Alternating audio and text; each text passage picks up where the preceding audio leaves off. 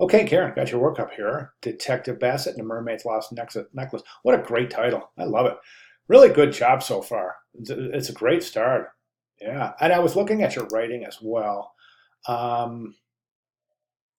think everything makes pretty good sense here. And I have a few comments. So let's get right to it, shall we? I noticed there's no JPEG or PDF associated here, so I'm going to have to do a lot of scrolling here. I can't fit the whole poster in the screen at the same time. This is about the best I can do right there. So we'll make this work.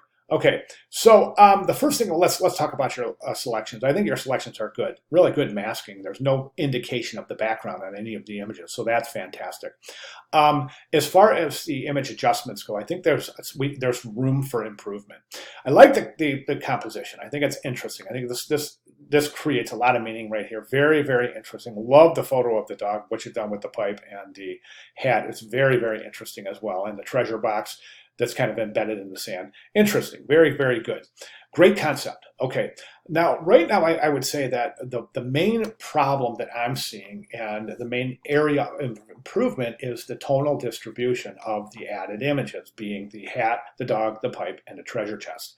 As far as I can see right now, specifically, those are the areas I'm talking about. And the reason I say that is if you take a look at those areas and compare them to the background, what do you see? What differences do you see? The main thing I'm seeing is the background has much, much more vibrancy and contrast associated with it. It's much more like popping. It's just popping out. I'm wondering if the mermaid, now that I look at it and see, this is where I would love to be able to zoom in. Is that masked in there, the mermaid? Is that part of, is the girl part of the background image? That's a good testament to your masking because I can't tell. I don't have a way to zoom in, so it's really difficult for me to tell. So let me know.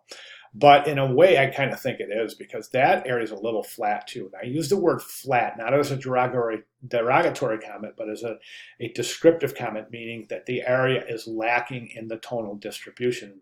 In other words, the variation between the lightest pixels and the darkest pixels is not that great. So the black should be blacker, the white should be whiter, as we see in the background image. My recommendation is to take the images, the added images, and put them through Photoshop, specifically a adjustment layer that will increase the contrast. I recommend a levels adjustment layer. And increase the contrast and then replace them in this. They'll look a lot better with the background image. They won't look as washed out and pale. And I think that's really going to make a big difference. My next recommendations have to do with your typography.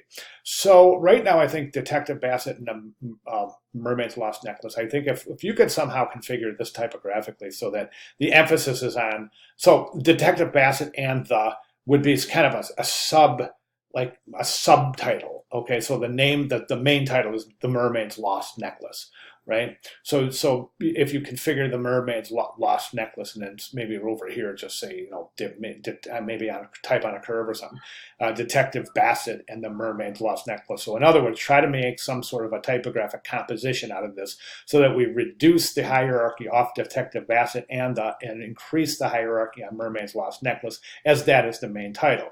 So again, maybe some sort of a type treatment where it's Detective Bassett and the Mermaid's Lost title larger. Okay, so I'll do some research and see how if emphasis on typography, or even take a look at some movie posters and see how they emphasize different areas of a title, and that would be relevantly specific to titles that have you know, something and the.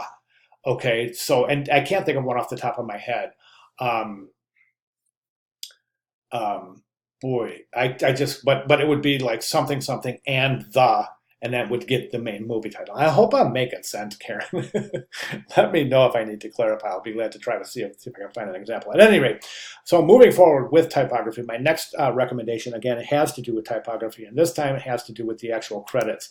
Now, this is configured somewhat like it says written by Karen Heim. That seems to me like it almost, don't forget this is a cinematic poster, not a book title. So you definitely want to add your movie credits in there. And back in the assignment page, week 2, project 1, cinematic poster part 2, there are some type requirements here and things that you need to include, and credits are one of them. And this section right here shows you how to access the type fonts used for universal accreditation for movie type posters.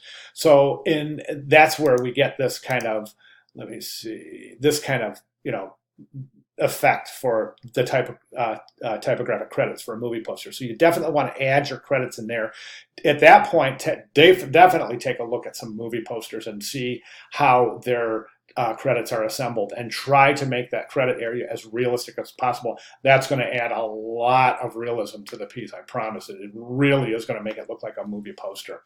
Okay, again, just really take a look at your typography, specifically for the headline, and do some research on movie posters and see if you can get some ideas in them.